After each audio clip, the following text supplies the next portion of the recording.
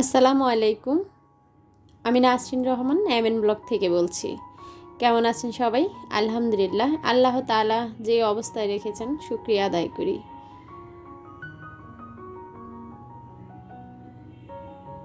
সকালবেলা বারান্দায় এসেছি। তো আপনারা যারা আমার নিয়মিত ভিডিও দেখেন তারা তো জানেন আপনাদের ভাইয়া এবং আমার ছেলে খুব অসুস্থ। তো আসলে যেটা গেস করেছি সেটাই হয়েছে। নিয়াজকে নিয়ে খুব ভয়ে ছিলাম। আসলে আমি মনে করি আমরা বড়রা যখন অসুস্থ হই তখন সেটা প্রকাশ করতে পারি, ভালো মন্দ বলতে পারি, কিন্তু যখন ছোটরা অসুস্থ হয় তখন আসলে কষ্টটা মনে হয় মা বেশি পায়। আমার কাছে তাই মনে হচ্ছে। আমার নিয়াজের কষ্ট দেখে আমার মনে হচ্ছে যে আল্লাহ মনে হয় আমাকে অসুস্থ করলে ভালো হতো, ওকে কেন অসুস্থ করলো। তো যাই হোক, আল্লাহ পাক যা করে মঙ্গলের জন্য করে, সেটা ভেবে আসলে আল্লাহর কাছে শুকরিয়া আদায় করি। এর চেয়ে বড় বিপদ হতে পারতো। তো কথাগুলা যখন আমি ভয়েস দিতে গিয়েছিলাম তখন আমার আরও বেশি কষ্ট হচ্ছিল কেন জানি। তো যাই হোক, আপনারা সবাই আমার পরিবারের জন্য, আমার নিয়াজের জন্য, আপনাদের ভাইয়ার জন্য অনেক দোয়া করেছেন। নিয়াজের আসলে এত জ্বর, যখন ওর জ্বরটা উঠে একদম 4-এ চলে যায়। আমি কখনো খুব কাছ থেকে এরকম দেখি না। তো দেখা যায় ওর জ্বর কমই না, ও আসলে চোখ খুলতে পারে না, এত জ্বর। তো যাই হোক, কালকে তো আমি দেখিয়েছিলাম আপনাদেরকে, ওকে টেস্ট করাতে দিয়েছি। তো আমার যতটুকু ধারণা, যতটুকু আমি জানি, হ্যাঁ, যখন মানুষের ডেঙ্গু হয় চোখ লাল হয়ে যায়, জ্বর 3-4 উঠানামা করে, সব সময় জ্বর খুব হাই থাকে। তো ঠিক সেটাই হয়েছে। যদিও আমার বাসায় আসলে কোনো মশাই নেই, আমি তো অবাক যে ওকে কোথা থেকে মশা কামড়ালো। যখন আসলে আমরা রিপোর্টটা হাতে পাই, আমি আর আপনাদের ভাইয়া তো একদম কি বলবো, পুরো অবাক হয়ে গেলাম যখন দেখলাম নিয়াজের ডেঙ্গু পজিটিভ এসেছে। তো যাই হোক, ডেঙ্গু আসলে এখন সাধারণ একটা ভাইরাস। তো তারপরেও দেখা যায় যে বাচ্চা মানুষও, ওর জন্য এটা হ্যান্ডেল করা খুবই কঠিন। তো কিছু করার নেই, আল্লাহ পাক যেহেতু রোগ দিয়েছে, আল্লাহ পাকই রক্ষা করবে। আমি এটাই বিশ্বাস করি যে আল্লাহ পাক যা করে ভালোর জন্য করে। হয়তো আমাদের আরও বড় বিপদ হতে পারত। আমার ছোট ছেলেটার উপর এরকম দেখা যায় যে ছোট মানুষ, এটাই আসলে আমার কাছে খুব খারাপ লাগে।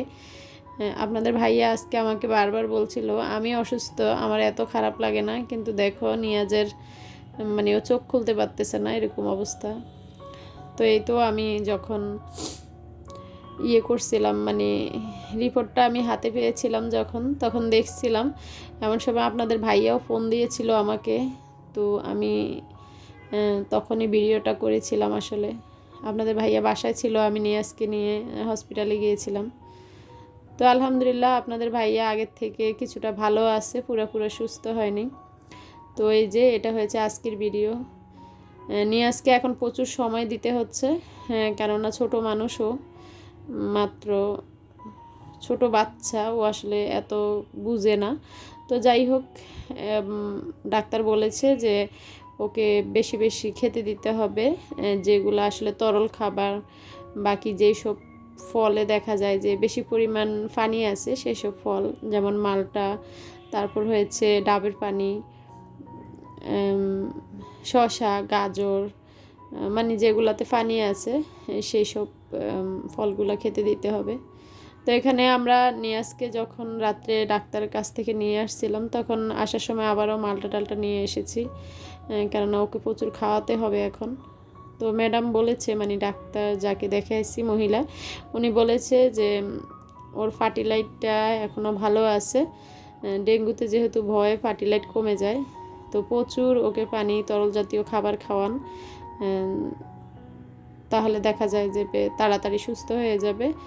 আর ডেঙ্গু হলে আসলে সবচেয়ে যখন বুঝবেন যে বাচ্চা নিস্তেজ হয়ে যাচ্ছে বা প্রস্রাব হচ্ছে না, তখন সেটাই নাকি আসলে খুব ভয়। তো উনি আমাদেরকে বলে দিল যে যত তরল খাবার খাওয়াবেন তত বাচ্চার প্রস্রাব হবে, কোনো সমস্যা হবে না। সব সময় খেয়াল রাখবেন এটা, যে বাচ্চার জিভ শুকিয়ে যাচ্ছে কিনা, বাচ্চা প্রস্রাব ছেড়ে দিচ্ছে কিনা। তো এই জন্য আমি আজকে সারাদিন আসলে সংসারে কাজও করতেছি আর ওর কেয়ার করতেছি। তো এখানে আমি সকালে যখন নাস্তাটা ওকে খাওয়াইছিলাম, তখন তারপর আবার ওকে এই যে এখানে আমি মালটা কেটে দিচ্ছি।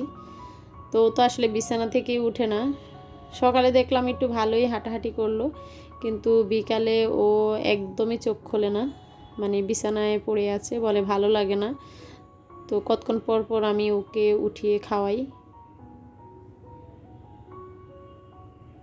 তো এই যে আমি ওকে মশারি টানিয়ে রেখেছি, ডাক্তারও বলছে, কেননা যতই বলেন যে বাসায় মশা নেই, তারপরেও দেখা যায় ওকে যে মশা কামড়াবে সেটা আবার আপনাদের কামড়াতে পারে।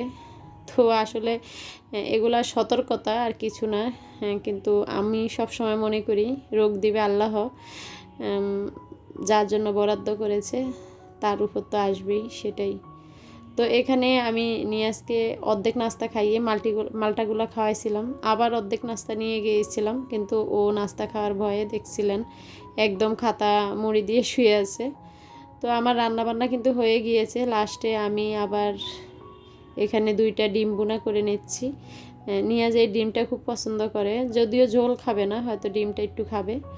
তো দুপুরের খাবারের পর রান্নার পর আবার ওর জন্য আমি এখানে শসা, পেয়ারা, তারপর মালটা আবার কেটে নিয়েছি। তো এখন আসলে ওর পিছে অনেক সময় দিতে হয়, মানে মোবাইল নিয়ে এত ঘাটাঘাটির আসলে সময় হয় না। তো আশা করি আমার প্রিয় আপুরা আপনারা বুঝতে পারছেন, আসলে আমরা যারা সংসার করি বিপদ হাসি খুশি সব মিলিয়ে আমরা চলতে হয়। তো আশা করি কোনো ভুল হলে আমাকে অবশ্যই ক্ষমা সুন্দর দৃষ্টিতে দেখবেন। তো এখানে এই যে আমি ডাবের পানি, তারপর হয়েছে একটাতে স্যালাইন, ওর স্যালাইন, তারপর লেবুর শরবত সব করে রেখেছি। আর ডাক্তার আপাতত ওকে মাত্র 3টা ওষুধ দিয়েছে। তো দেখিয়েছিলাম আপনাদেরকে, নাপা আর সাথে জিঙ্ক আর জানি ভুলে গেছি। তো ওই 3টা ওষুধে ওকে দিয়েছে, বাড়তি কোনো ওষুধ দেয়নি।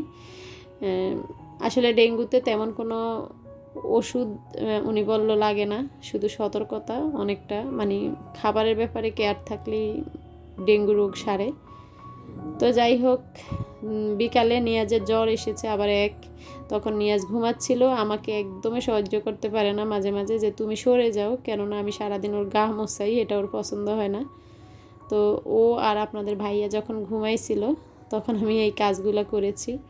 আসলে আমি চাচ্ছি যতই জ্বর ঝাপটা বিপদ আসুক, সাথে সাথে আমার সব কাজগুলো ঠিক থাকবে, সব আমি চালিয়ে যেতে পারবো। তো তা যদি আপনারা দোয়া করেন এবং আমার সৃষ্টিকর্তা যদি চায় তাহলেই সম্ভব, নাহলে আসলে আমি যতই চেষ্টা করি সেটা আমার পক্ষে সম্ভব না।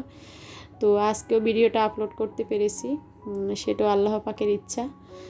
তো জানি না সামনে কি হবে।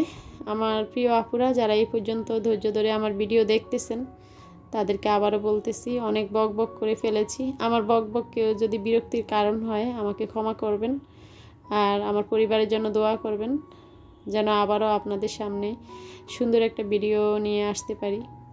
তো এটা হয়েছে বাচ্চাদের একটা পুরনো ফ্লাক্স, এটা এখন আর ইউজ করা হয় না। তো সেটা আপনারা দেখলেন আমি সুতলি দিয়ে পেঁচিয়ে 2 পাশে 2টা লেজ দিয়ে, আর এই যে মাঝখানে সৌন্দর্যের জন্য এভাবে একটা গিট দিয়ে দিলাম। তো এখানে আমি একটা প্লান্টার বানিয়েছি।